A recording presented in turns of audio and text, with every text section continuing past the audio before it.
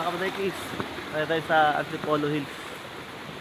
May punta natin yung kaibigan natin si Eli alias Basa.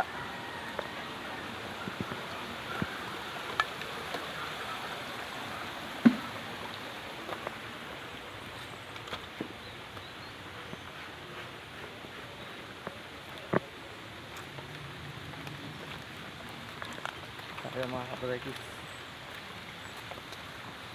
Oh! Marcelo! Tawa mo! Andun sa bahay.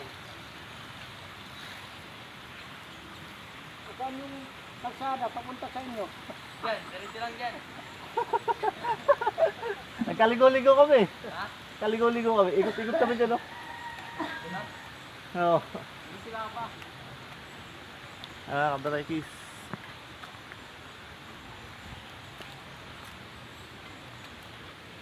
Nagkaligo-ligo kami.